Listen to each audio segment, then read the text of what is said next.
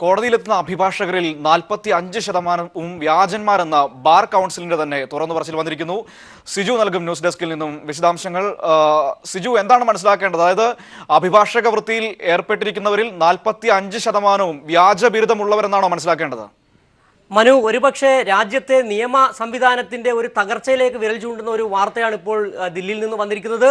അത് bar council ചെയർമാനായ മനൻ കുമാർ മിശ്ര തന്നെയാണ് ഇക്കാര്യം വ്യക്തമാക്കിയിരിക്കുന്നത്. രാജ്യത്തെ എൻറോൾ ചെയ്യുന്ന അഭിഭാഷകരിൽ 45% പേർ വ്യാജന്മാരാണെന്നാണ് ബാർ കൗൺസിൽ ചെയർമാൻ തന്നെ വ്യക്തമാക്കിയിരുന്നത്.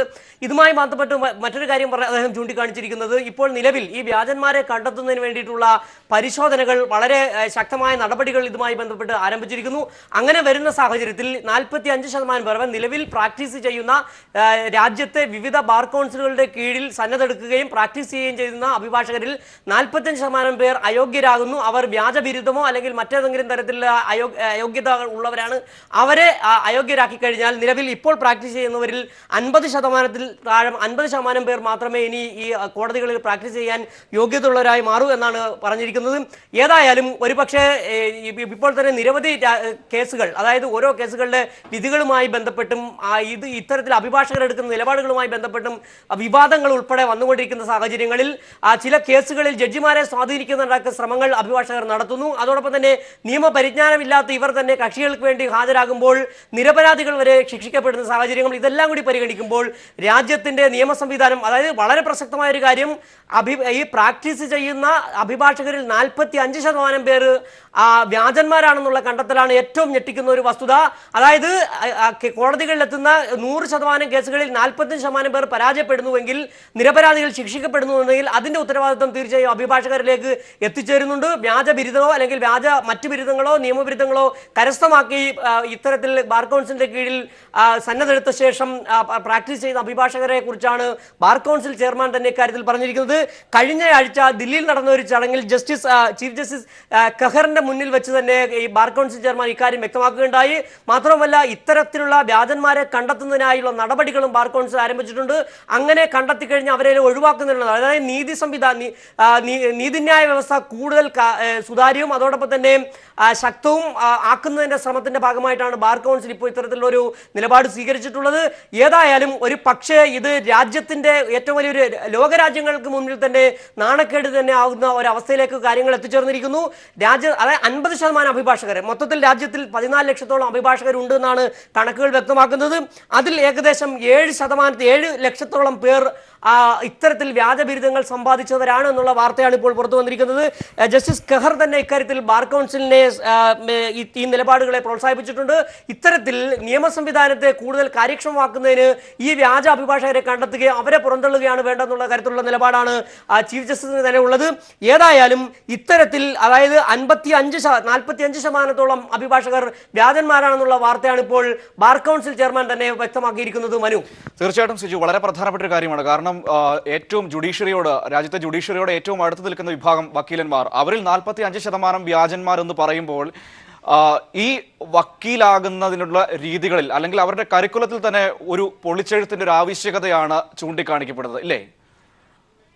മനു, നേരത്തെ തന്നെ ബാർ കൗൺസിൽ, അതായത് നിയമബിരുദം, അതായത് 3 വർഷവും 5 വർഷവും നിയമബിരുദമുണ്ട്. പ്രീ ഡിഗ്രി കഴിഞ്ഞ് 5 വർഷം LLB പാസ്സായവർക്കും അഭിഭാഷകരായി പ്രാക്ടീസ് ചെയ്യാം. അതോടൊപ്പം തന്നെ ബിരുദത്തിന് ശേഷം 3 വർഷം കഴിഞ്ഞ് പാസ്സാകുന്നവർക്കും അഭിഭാഷകരായി പ്രാക്ടീസ് ചെയ്യാം. പക്ഷേ അങ്ങനെയുള്ളവർ പോലും ആ നിയമത്തിൽ വേണ്ടത്ര പരിജ്ഞാനമില്ലെന്നും അതുകൊണ്ട് തന്നെ ഇത്തരത്തിൽ പാസ്സായി വരുന്നവർക്ക് വീണ്ടും ഒരു പരീക്ഷ നടത്തണമെന്നും നേരത്തെ ബാർ കൗൺസിൽ ഒരു ശുപാർശ വെച്ചിരുന്നു. പക്ഷേ അതിപ്പോഴും അത്തരത്തിലുള്ള ശുപാർശ പരിഗണിക്കപ്പെട്ടിട്ടില്ല. നിലവിൽ ഈ പുതിയ സാഹചര്യങ്ങൾ വെച്ച് വിലയിരുത്തുമ്പോൾ തന്നെ ലോ കോളേജുകൾ, ഇപ്പോൾ നമുക്കറിയാം തിരുവനന്തപുരം ലോ അക്കാഡമിയിൽ അടക്കം ഇത്തരത്തിലുള്ള പ്രശ്നങ്ങൾ അരങ്ങേറിക്കൊണ്ടിരിക്കുന്നുണ്ട്. അപ്പോൾ ഈ നിയമപരിജ്ഞാനം ഒരു രാജ്യത്തിന്റെ തന്നെ മൊത്തത്തിലുള്ള അവസ്ഥകളെ നിർണ്ണയിക്കുന്നത് അവിടുത്തെ നീതിന്യായ വ്യവസ്ഥയാണ്. ഏതൊരു ചെറിയ കേസുമായി ബന്ധപ്പെട്ട് കോടതികളിൽ നിന്ന് സാധാരണക്കാർക്ക് പോലും നിയമ സഹായം ലഭിക്കുന്ന അഭിഭാഷകരിലൂടെയാണ്. അവർക്ക് നിയമപരിജ്ഞാനം എത്രത്തോളം കുറയുന്നുവോ അത് കക്ഷികൾക്കുള്ള നീതി ലഭിക്കുന്നതിനുള്ള തടസ്സം നേരിടുന്നു. രാജ്യം തന്നെ പറയുന്ന അഡ്വക്കേറ്റ് ജയശങ്കർ കൂടി നമ്മോടൊപ്പം ടെലിഫോൺ ലൈനിൽ ചേരുന്നുണ്ട്. അഡ്വക്കേറ്റ് ജയശങ്കർ, സാധാരണക്കാരന് അവസാന ആശ്രയമാണ് കോടതി. ആ കോടതിയിലേക്ക് നമ്മൾ എത്തുന്നത് വക്കീലന്മാരിലൂടെയാണ്. പക്ഷേ അവരിൽ 45% വ്യാജന്മാരാണെന്ന് ബാർ കൗൺസിലിന്റെ ചെയർമാന് തുറന്നു പറയേണ്ടി വന്ന ഒരു സാഹചര്യം ദയനീയമല്ലേ സ്ഥിതി? തീർച്ചയായിട്ടും വളരെ ആശങ്കാജനകമായ അല്ലെങ്കിൽ ഉത്കണ്ഠാജനകമായിട്ടുള്ള കാര്യങ്ങളാണ് ഇപ്പോൾ പുറത്തു വന്നിട്ടിരിക്കുന്നത്. നമ്മുടെ ബാർ കൗൺസിൽ മറ്റെല്ലാ പ്രവൃത്തികളും മാറ്റിവെച്ച അഭിഭാഷകരുടെ ഈ ഡിഗ്രി സർട്ടിഫിക്കറ്റുകൾ പരിശോധിച്ചുകൊണ്ടിരിക്കുന്നത്. നിയമ ബിരുദം നേടിയ സർട്ടിഫിക്കറ്റുകളുടെ കോപ്പി കൊടുക്കുന്നു. അതാത് സർവകലാശാലകൾ വെച്ച് വെരിഫൈ ചെയ്തുകൊണ്ടിരിക്കുകയാണ്. അങ്ങനെ ഒരു നടപടിക്രമം ഇപ്പോൾ നടന്നുകൊണ്ടിരിക്കുകയാണ്. അപ്പോൾ ഇതിൽ ഇത്രയധികം വ്യാജന്മാരുണ്ടാവും എന്ന് ഞാൻ വിചാരിച്ചില്ല. ഞാനടക്കമുള്ള ആളുകളൊക്കെ ഇത് പാസ്സായതിന്റെ സർട്ടിഫിക്കറ്റ് അവിടെ കൊടുത്തിട്ടുണ്ട്, അത് പരിശോധിച്ചുകൊണ്ടിരിക്കുകയാണ്. പക്ഷെ ഇത് ചിത്രത്തിന്റെ ഒരു വശം മാത്രമാണ്. ഇനി ഈ പരീക്ഷ പാസ്സായ ആളുകളിൽ തന്നെ കേസ് നടത്താനുള്ള കോമ്പറ്റൻസ് എത്ര പേർക്കുണ്ടെന്നുള്ളത് വളരെ സംശയാസ്പദമായിട്ടുള്ള ഒരു കാര്യമാണ്. ഏതായാലും പുറമേ നിന്ന് നോക്കുന്ന പോലെ ഒട്ടും സന്തോഷകരമല്ല അകത്ത് നടക്കുന്ന കാര്യങ്ങൾ എന്നാണ് ഈ പറഞ്ഞതിന്റെ ചുരുക്കി പറഞ്ഞാലുള്ള അർത്ഥം. തീർച്ചയായിട്ടും. പക്ഷെ നമുക്ക് ഇത് എങ്ങനെ തടയാൻ കഴിയും? ഇപ്പൊ എല്ലാ മേഖലയിലും വ്യാജന്മാരുണ്ട്. നമുക്കിപ്പോൾ ഡോക്ടർമാർ, നമ്മൾ സ്ഥിരം വാർത്തകൾ കാണുന്നുണ്ട്, വ്യാജ ഡോക്ടറെ പിടിച്ചു, അത്തരത്തിലുള്ള കാര്യങ്ങളൊക്കെ. പക്ഷേ ഇത് നമുക്ക് എങ്ങനെ തടയാൻ കഴിയും? കാരണം നമ്മുടെ രാജ്യത്തിന്റെ ഭാവിയും കൂടി ബന്ധപ്പെട്ട് നിൽക്കുന്ന ഒരു വിഷയമല്ല. അപ്പോൾ ഏത് രീതിയിൽ ഇതിനെ പ്രതിരോധിക്കാൻ കഴിയും ബാർ കൗൺസിലിനും നമ്മുടെ ജുഡീഷ്യറിക്കും? ഇതിലൊക്കെ നടത്താവുന്ന നിയന്ത്രണങ്ങൾ അല്ലെങ്കിൽ പരിശോധനകൾക്കൊക്കെ ഒരുപാട് പരിമിതികളുണ്ട്. ഞാൻ ഈ രംഗത്ത് പ്രവർത്തിക്കുന്ന ആളെന്നുള്ളതൊക്കെ പറയാണ്. ആരെങ്കിലും ആക്ഷേപിക്കാനോ കുറ്റപ്പെടുത്താനോ വേണ്ടി പറയല്ല. ഇപ്പൊ ബാർ കൗൺസിലിനെ സംബന്ധിച്ച് എന്ത് ചെയ്യാൻ കഴിയും? അയാൾ ബിരുദം നേടിയിട്ടുണ്ടോ, നിയമബിരുദം നേടിയിട്ടുണ്ടോ, ഇയാൾ യഥാർത്ഥത്തിൽ പ്രാക്ടീസ് ചെയ്യുന്ന ആളോ, അയാളുടെ പേര് ബാർ കൗൺസിലിൽ രജിസ്റ്റർ ചെയ്തിട്ടുണ്ടോ എന്നൊക്കെ നോക്കാനേ സാധിക്കുള്ളൂ. അതിനപ്പുറമുള്ള പരിശോധന നടത്താൻ കഴിയില്ല. ഇനിയിപ്പോ ഈ 35% മാർക്ക് പഠിച്ച ഒരാൾ LLB പാസ്സായി എന്നുള്ളതുകൊണ്ട് അയാൾക്ക് നിയമ സംവിധാനത്തെ കുറിച്ച് എന്തുമാത്രം ധാരണയുണ്ട്, അയാൾക്ക് കേസ് നടത്താനുള്ള കഴിവ് എത്ര ഉണ്ട് എന്നുള്ള ചോദ്യം ഒരു ചോദ്യമാണ്. അതിനേക്കാൾ വലിയ ചോദ്യം ഇയാൾ ഈ കേസിനോട് അല്ലെങ്കിൽ കക്ഷികളോട് നീതി പുലർത്തുന്നുണ്ടോ എന്നുള്ള വേറെ വലിയ ചോദ്യമുണ്ട്. ആ ചോദ്യത്തിനുള്ള ഉത്തരം ഇപ്പോൾ ഇതൊന്നും കിട്ടുകയില്ല. പരീക്ഷ പാസ്സായില്ല എന്നുള്ള നിസ്സാരമായ ചോദ്യമാണ്. അതിനേക്കാൾ പ്രധാനപ്പെട്ട ചോദ്യം ഞാൻ ഈ നേരത്തെ പറഞ്ഞതാണ്. അതായത് കേസ് നടത്താനുള്ള കഴിവ്, പ്രാപ്തി എന്ന് മാത്രമുണ്ട് ഒരു കാര്യം. രണ്ടാമത് ആ കഴിവ് തന്നെ അയാൾ എത്രമാത്രം കക്ഷിക്ക് ആത്മാർത്ഥമായിട്ട് വിനിയോഗിക്കുന്നുണ്ട് എന്നുള്ള വലിയ ചോദ്യമുണ്ട്. അപ്പൊ ഇങ്ങനെയൊക്കെയുള്ള ചോദ്യങ്ങളൊക്കെ ചോദിക്കാൻ തുടങ്ങിയാൽ അത് ഇപ്പോൾ വലിയ പ്രഹേളികയായിട്ട് മാറുമെന്നാണ് എനിക്ക് തോന്നുന്നത്. പക്ഷേ ഒരു പരിധിവരെ നമുക്ക് തടയാൻ കഴിയില്ല. അതായത് ഈ പരീക്ഷ പാസ്സായി വക്കീലായി പ്രാക്ടീസ് ചെയ്യാൻ വരുന്നതിന് മുൻപ് ഒരു പരീക്ഷ പോലെ എന്തെങ്കിലും ഒരു മാനദണ്ഡം നിശ്ചയിക്കുകയോ അങ്ങനെയൊക്കെ നേരത്തെ ഒരു പ്ലാനൊക്കെ നമ്മൾ നേരത്തെ കേൾക്കുകയും ചെയ്തതാണ്.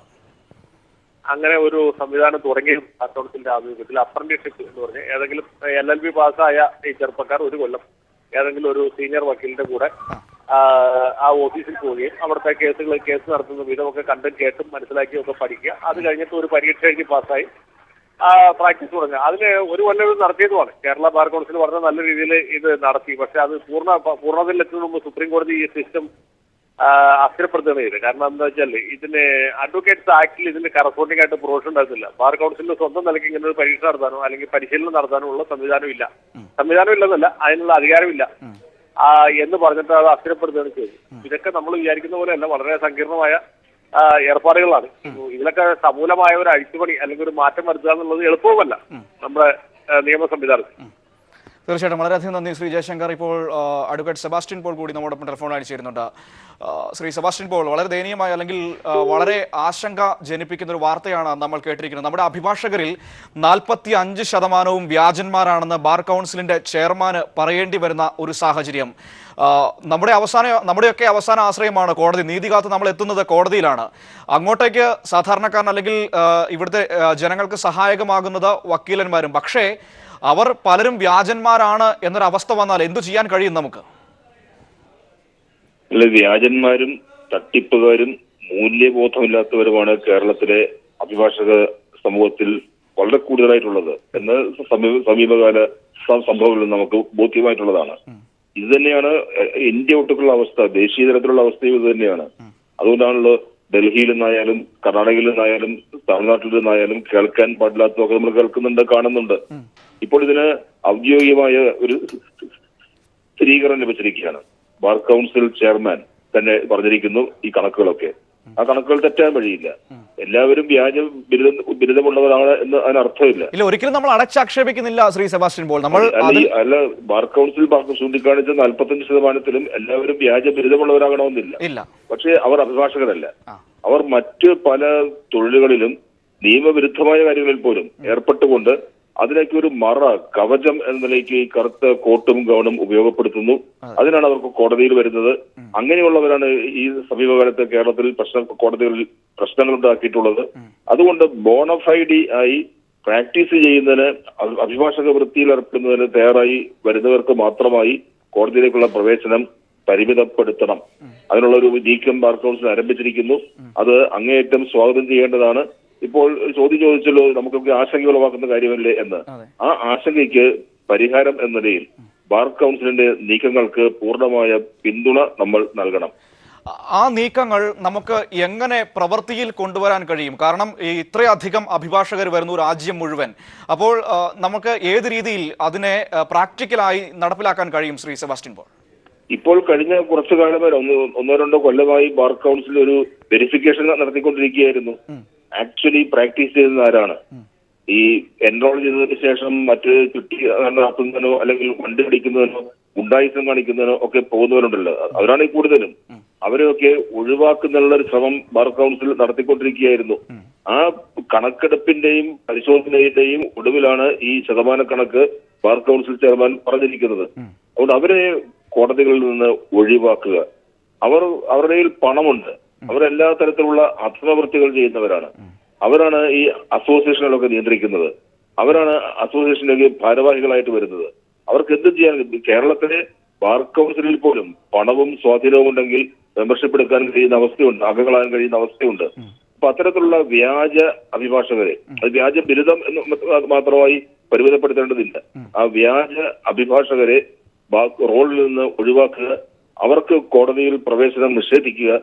ആ വഴിക്കുള്ള നീക്കമാണ് ബാർ കൗൺസിൽ നടത്തുന്നത്. അത് വളരെ നല്ല കാര്യമാണ് ശ്രീ സെബാസ്റ്റ്യൻ പോൾ. പക്ഷേ ഇതിൽ ഈ 45% വ്യാജന്മാരായ അഭിഭാഷകരിൽ പലരുടെയും കയ്യിലിരിക്കുന്നത് വ്യാജമായ സർട്ടിഫിക്കറ്റുകളാണ്. ഇവർ പലരും ഇതൊന്നും ഈ നിയമം പഠിച്ചിട്ടല്ല വരുന്നത്. അപ്പോൾ ഈ പൊളിച്ചെഴുത്ത് നമ്മൾ അതിന്റെ ഏറ്റവും ചെറിയ തലത്തിൽ നിന്ന് അല്ലെങ്കിൽ താഴെ തലത്തിൽ നിന്ന് വേണ്ടേ തുടങ്ങാൻ? അതെ, ഞാൻ പറഞ്ഞല്ലോ, 45% വ്യാജം എന്ന് പറയുമ്പോൾ അതിൽ വ്യാജ ബിരുദം എത്ര എന്നതിന് പ്രത്യേകം കണക്ക് വന്നിട്ടില്ല. ബാർ കൗൺസിൽ അതുകൂടി പരിശോധിക്കേണ്ടിയിരിക്കുന്നു. നമുക്കറിയാമല്ലോ, ഒരു നിയമ ബിരുദം സമ്പാദിക്കുക എന്നത് പോക്കറ്റിൽ പണമുണ്ടെങ്കിൽ ആർക്കും സാധിക്കും. അത് ഇന്ത്യയിൽ എവിടെ നിന്നും കിട്ടും. അങ്ങനെ വ്യാജ ബിരുദവുമായി വന്ന് എൻറോൾ ചെയ്ത് അതിനുശേഷം മറ്റു പല നിയമവിരുദ്ധമായ പ്രവൃത്തികളും ഏർപ്പെടുക, അധോലോക നായകന്മാരാകുക. അവർ അവരുടെ ഈ പ്രവൃത്തികൾക്ക്, ദുഷ്പ്രവൃത്തികൾക്ക് ഒരു കവചം എന്ന നിലയിൽ കറുത്ത ഗൗണിട്ട് പകൽ സമയത്ത് കോടതിയിൽ കാണുക. അതാണ് ഇപ്പോൾ കണ്ടുകൊണ്ടിരിക്കുന്നത്. അത് കേരളത്തിൽ മാത്രമല്ല, ഇന്ത്യ ഒട്ടുക്ക് അതാണ് അവസ്ഥ എന്ന് bar council of India chairman പറയുമ്പോൾ അതിന്റെ ഗൗരവം എത്രയോ വലുതാണ്. നമുക്കത് ആശങ്ക മാത്രം ഉണ്ടാക്കിയപ്പോൾ നമ്മളെ ഭയപ്പെടുത്തുന്ന അവസ്ഥയല്ലേ അത്. ആ അവസ്ഥയ്ക്ക് ഒരു പരിഹാരം ഉണ്ടാവണ്ടേ? അതിനെന്താണ് പരിഹാരം എന്നുകൂടി നിർദ്ദേശിക്കുന്നതിനുള്ള സ്റ്റാറ്റ്യൂട്ടറി ആയ ഉത്തരവാദിത്വവും അധികാരവും ബാർ കൗൺസിലിനുണ്ട്. തീർച്ചയായിട്ടും വളരെയധികം നന്ദി ശ്രീ സെബാസ്റ്റ്യൻ പോൾ ഞങ്ങളോട് സംസാരിച്ചതിന്. സിജി, ഒരു കാര്യം കൂടി, അതായത് ഒരുപക്ഷെ നമ്മൾ ഈ സമീപകാലത്തൊക്കെ ഒരുപാട് കാര്യങ്ങളിൽ പറയുന്നത് നമ്മുടെ ജുഡീഷ്യറിയിൽ തന്നെ പുഴുക്കുത്തുകൾ വീണിരിക്കുന്നു, അതിന് വിശ്വാസഭംഗം സംഭവിച്ചിരിക്കുന്നു എന്നൊക്കെ നമ്മൾ പറയുന്നുണ്ട്. ഒരു പക്ഷേ ഇത്തരത്തിൽ ഈ വ്യാജന്മാരായ ആളുകൾ വരുമ്പോഴാണ് അവിടെ ഈ പണത്തിൻ്റെ ഒരു ആധിപത്യം അല്ലെങ്കിൽ പണം മേടിച്ച് തെറ്റായ രീതിയിൽ വാദിക്കുക അങ്ങനെയുള്ള കാര്യങ്ങളിലേക്കൊക്കെ സാഹചര്യങ്ങൾ എത്തിപ്പെട്ടു പോകുന്നത്. അവിടെ തോൽക്കുന്നത് സാധാരണക്കാരായ ആളുകളും. മനു, ഇതിനകത്ത് ഡോക്ടർ സെബാസ്റ്റ്യൻ പോൾ സൂചിപ്പിച്ച വളരെ പ്രസക്തമായ ഒരു കാര്യമുണ്ട്. ബാർ അസോസിയേഷൻ പോലുള്ള സംഘടനകളുടെ തലപ്പത്തേക്ക് വരുന്നത് ഇത്തരത്തിൽ പണം കൊടുത്ത് ഡിഗ്രി സമ്പാദിക്കുകയും അല്ലെങ്കിൽ വ്യാജ ബിരുദങ്ങൾ സമ്പാദിച്ച തരത്തിൽ തന്നെ ആകാം എന്ന തരത്തിൽ ഒരു സൂചന അദ്ദേഹം നൽകിയിട്ടുണ്ട്. അത്തരക്കാരെ കണ്ടെത്തുകയും അതുകൊണ്ട് തന്നെ ഒരു നിലപാടുകൾ എടുക്കാൻ കഴിയുന്നില്ല. ഇപ്പോൾ ബാർ കൗൺസിൽ ഈ നടത്തുന്ന ശ്രമങ്ങൾക്ക് എല്ലാവിധ പിന്തുണയും നൽകുന്നു എന്നാണ് ഇദ്ദേഹം തന്നെ പറഞ്ഞത്. നമുക്കറിയാം, ഇപ്പോൾ തന്നെ മാധ്യമ വിലക്കുമായി ബന്ധപ്പെട്ട് കേരളത്തിൽ നടന്നുകൊണ്ടിരിക്കുന്ന വിഷയങ്ങളെക്കുറിച്ച് അറിയാം. ഹൈക്കോടതിയിൽ തന്നെ ഹൈക്കോടതി റിപ്പോർട്ട് ചെയ്തതിന് LLB ബിരുദം വേണം എന്ന നിഷ്കർഷ ഉള്ള ഒരു സാഹചര്യത്തിൽ കൂടിയാണ് വളരെ പ്രസക്തമായ ഒരു കാര്യം വളരെ ശ്രദ്ധിക്കപ്പെടേണ്ടത്, അല്ലെങ്കിൽ വളരെ ദുഃഖകരം ഉണ്ടാക്കുന്ന ഒരു അവസ്ഥയാണ്. അതായത് നമ്മൾ കാണാനെത്തുന്ന അഭിഭാഷകരിൽ സൂചിപ്പിക്കുന്നതാണ് 2 പേരിൽ ഒരാൾ വ്യാജനാണ് എന്നുള്ളതാണ് കണക്ക്. 45% എന്ന് പറയുമ്പോൾ ഏറെക്കുറെ 50%. 2 അഭിഭാഷകരിൽ കണ്ടാൽ ഒരാൾ വ്യാജനാണെന്ന തരത്തിലേക്ക് നമുക്ക് വ്യാഖ്യാനിക്കേണ്ടി വരുന്നു. മാത്രമല്ല, രാജ്യത്തെ വിവിധ യൂണിവേഴ്സിറ്റികൾ ഇത്തരത്തിൽ നിയമബിരുദം നൽകുന്നുണ്ട്. അതിൽ പല യൂണിവേഴ്സിറ്റികളും നേരത്തെ തന്നെ 2010 ഇത് ഇത്തരത്തിലൊരു സംഭവം ഉണ്ടായതാണ്. നേരത്തെ യൂണിവേഴ്സിറ്റിയുടെ അഫിലിയേഷൻ റദ്ദാക്കുന്നതിന് മുമ്പെടുത്ത ചില കോളേജുകളിൽ നിന്ന് നിയമബിരുദം കരസ്ഥമാക്കുകയും അതിന് വളരെ പെട്ടെന്ന് ഒരു ലോബി പ്രവർത്തിക്കുകയും ഇത്തരത്തിൽ നിയമബിരുദങ്ങൾ പല മേഖലകളിൽ നിന്ന് സംഘടിപ്പിച്ചു കൊണ്ടുവരികയും ഈ സംസ്ഥാനത്തെയും വിവിധ കോടതികളിൽ പ്രാക്ടീസ് ചെയ്യുകയും ചെയ്യുന്ന ഒരു സാഹചര്യമുണ്ട്. ഇത്തരക്കാരെ കണ്ടെത്തണമെങ്കിൽ വളരെ ശ്രമകരമായ ഒരു പണിയാണ് ബാർ കൗൺസിൽ നടത്തിയത്. വളരെ ശ്രമകരം. കാരണം ഒരുപക്ഷെ 2010 പ്രവർത്തനം അവസാനിപ്പിച്ച ഒരു യൂണിവേഴ്സിറ്റിക്ക് അതിന് മുമ്പ് തന്നെ നിയമവിരുദ്ധം സമ്പാദിക്കുന്ന തരത്തിൽ സർട്ടിഫിക്കറ്റുകൾ കൊടുക്കുന്നു. ഇത്തരത്തിൽ ഈ വ്യാജന്മാരെ എങ്ങനെ കണ്ടെത്തും എന്നുള്ളത് വലിയൊരു ശ്രമകരമായ ഒരു പണി കൂടിയാണ്. ഏതായാലും വളരെ ഞെട്ടിപ്പിക്കുന്ന ഒരു വാർത്ത. ചീഫ് ജസ്റ്റിസ് തന്നെ ഇക്കാര്യത്തിൽ ഇടപെട്ടിരിക്കുന്നു. Bar council bar council chairman പറയുന്നു 45% അഭിഭാഷകർ, രാജ്യത്തെ മൊത്തം 14 ലക്ഷം അഭിഭാഷകർ ബാർ കൗൺസിൽ രാജ്യത്തെ വിവിധ ബാർ കൗൺസിലുകളിൽ രജിസ്റ്റർ ചെയ്തിട്ടുണ്ട്. അതിൽ പകുതി 7 ലക്ഷത്തോളം പേർ വ്യാജ അഭിഭാഷകരാണെന്ന് ബാർ കൗൺസിൽ ചെയർമാൻ തന്നെ പറയേണ്ടി വന്നിരിക്കുന്നു. അവരെ കണ്ടെത്താനുള്ള ശ്രമങ്ങൾ ഇപ്പോൾ നടത്തിക്കൊണ്ടിരിക്കുന്നു എന്നാണ് ബാർ കൗൺസിൽ ചെയർമാൻ വ്യക്തമാക്കിയിരിക്കുന്നത്. മനു.